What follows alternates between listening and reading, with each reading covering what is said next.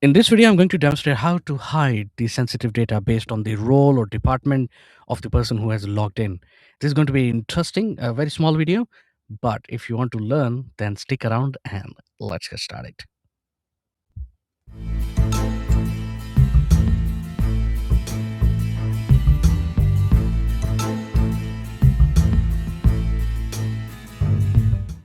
Okay, so what I've got is a form that has, it's a country's form that has a bunch of records, basically people and their information. So if I click on any one of the record, I see the pop-up, and this pop-up includes a sensitive information like salary. It could be passwords, it could be social security number, could be anything, but that is a bit more confidential. We don't want any user to see this information. Yeah, they can see the name and the department which anyone works in, but when it comes to the sensitive or confidential information, we want only specific people in the organization to see. So in this case, particularly, if we're looking at if the role or the department is finance or HR, then the salary should be visible. Otherwise, the salary should be hidden. That's the idea of this video. So what I've got here, I've got a little login form. Again, this is not really a sophisticated, well thought out login mechanism. It's just I prepared for this video purpose. You may have a proper login mechanism created, which is good. What we want to do using this login mechanism is to capture the department of the person who has logged in, and then we can put that logic in the form.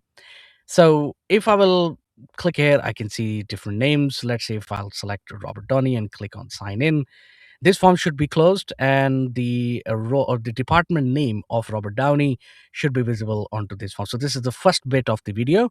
And then the second bit is actually implementing that logic of hiding the control if someone is not from HR or finance.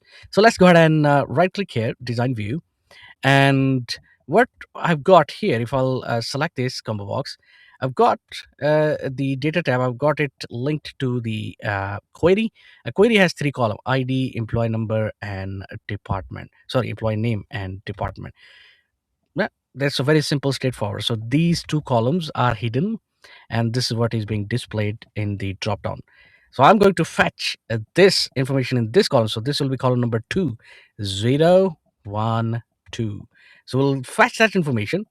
We'll store that information temporarily, and then we will publish it onto the dashboard as well. So let's go ahead and do that. And now, if we will click here in the sign in on the sign in button, we go to the property sheet, event tab, on click event, sorry. And then right now we are going to be writing few lines of code, which will capture the information. Now, what I want is temporarily the information to be captured and to be displayed. And then we'll say welcome, and the form will be closed, and the list employees form will open, and the information will be displayed onto this text box, which is called role, I believe, txt role. Yep. Okay, so let's write the code, and we'll say, first of all, we'll have temp vars. This is how we are going to capture the information. Temp vars, and sorry, parenthesis open, parenthesis close, within the brackets, and within the parentheses and the double quote, we are going to capture or the write the name of the field, basically, or the name of the um, temp was. It will be role, because this is what we are, or department in this case. That's why I'm stuttering a little bit, because what should I call, because it should be technically role, but I'm considering department. So we'll call it role, but technically it is department, you know that. Okay, equal to me dot, so me dot, and the cbo, let's see the name of the combo box, if I have changed it or not. All right, so work type. Okay, so me dot work type, and a dot column, it will be parenthesis open, parenthesis close, and column number 2. Remember, I explained column number 2 is having the department name. And once we capture that, then we'll say do cmd dot beep message box, and then we'll say welcome. All right, you have logged in. You have logged in. Great. That's pretty much it. We are going to keep it very, very simple. And then the information. Okay. And then what we want to do is we want to close this form.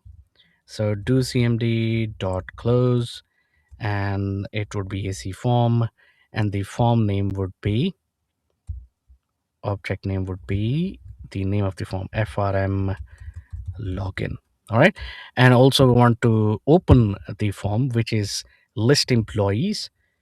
Hang on a second. We will close this later on because we want to still capture the name of the, sorry, the role of the person who has logged in. Okay. So we'll say first this form will open, do cmd dot open form, and the form name would be, so it is open form, and the form name is FRM list employees. FRM, no, it's just list employees. Okay, comma, we'll open it normally, and that's about it. And then we are going to transfer this temp was information onto this text box, which is residing onto this list box, so onto this form.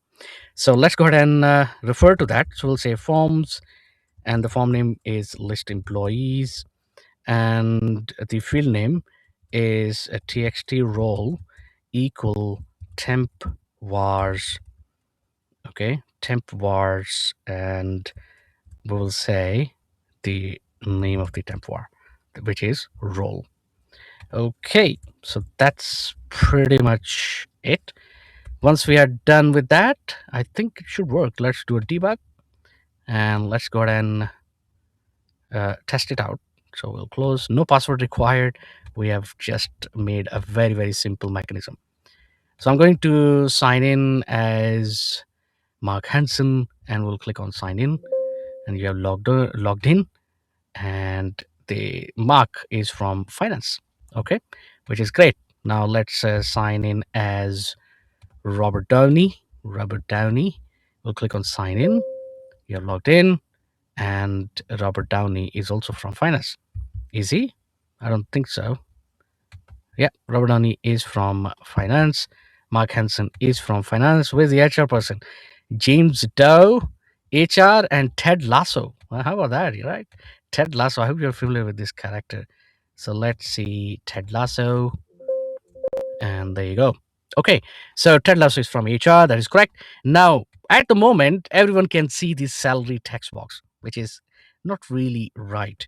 So let's build that mechanism. So we'll right click here, design view, and there are multiple ways. Either we can select this the field, or we can go to the on load event. So whenever the form opens, then we are checking what is the role, and then based on that we are hiding that control. So if we want this to be visible only if HR or finance, otherwise it should be invisible, right? So that's the logic. So we'll say if temp vars exclamation mark role equal HR, or temp was exclamation mark role equal finance. If these are the two roles, two departments, then what we need to be done, we need to show it. Okay, me dot tx, sorry, me dot salary dot visible equal true, else me dot salary dot visible equal false. Now you can write it in opposite way. You can write it in many different ways, by the way. But let's check it out whether this thing actually works. All right, so let's close this form. Let's close this as well.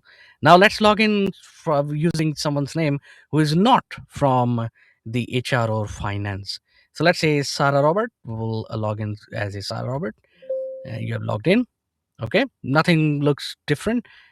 Look at this. The sales is the department. So technically speaking, Sarah should not be able to see the salary text box if Sarah would like to open the record. So if I'll click on Ted Lasso, and then you can see that that text box is no more. Okay, but if, and you can check it out, right? Salary is not visible to Sarah, but If we log in as Ted Lasso, okay, and now if I want to check, we should see the salary text box. Text box. There you go. We can see the salary text box. Mark Henson, we can see the salary text box. So this is how you can build the functionality. Now, in this case, I have hidden it, but you can make it uh, visible, but nobody can actually edit it. So in that case, you simply what you do is we'll go to the onload event dot dot dot.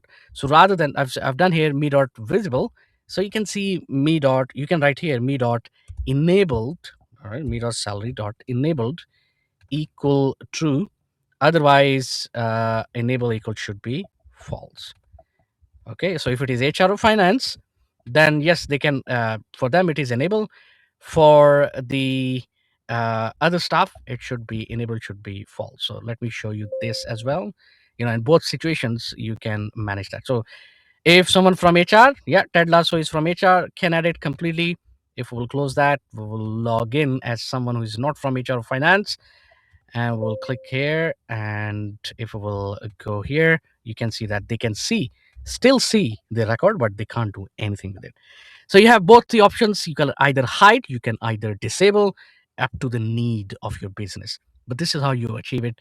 Temp was very important. You must be thinking, I could have simply taken the information from the combo box and pasted here. No, but temp was are really good. Temp was, again, temporarily they store the information and you can use within the application anywhere. That's very useful information, actually. Anyway, so that's what I want to demonstrate. I hope that you've learned something in this video. If you have, let me know in the comments below. If you haven't subscribed to the channel, make sure you do hit the bell icon so you get notification whenever I upload a new video. Thank you very much, and I will see you in the next one.